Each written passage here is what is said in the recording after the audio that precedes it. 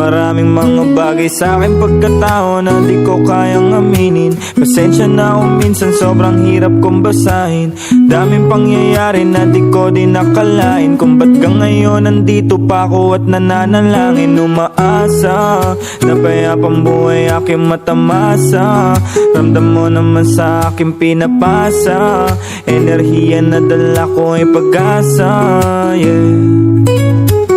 Di ko din alam ba't kailangan natin maging alipin sa mundong napakalawak na sarili hanapin. Kailanman hindi nangapak, may malinis na hangarin pa rin ang magwawagi sa dulo at pagpapalain. Pagpatuloy mo lang kahit madapa ka ng paulit-ulit, wag kang sumuko, habaan mo lang ang pasensya mo at sipagan mo pa. Lagay mo sa isipan mo may gabay ni Ama. Ayos lang maligaw, wag mag-alala, di madaling hanapin yung ikaw. Ganyan talaga sa sobrang daming pwedeng matanaw. Nakakatanga, mahalaga nandito ka ngayon at tuminga.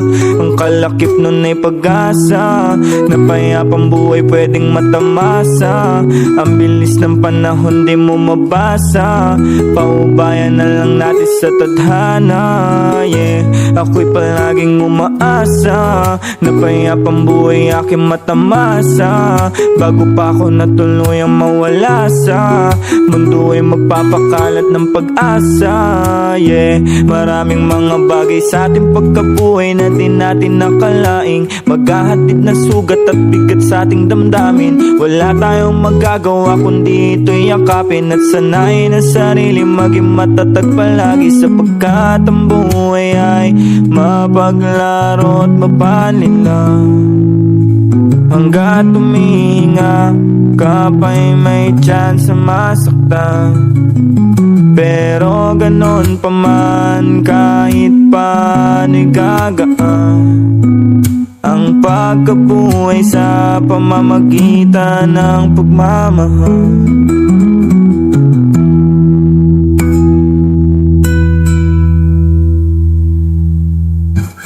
Ang pagkabuhay ay mapaglaro at mapanilang. Hanggat tumihinga ka pa'y may chance masaktan.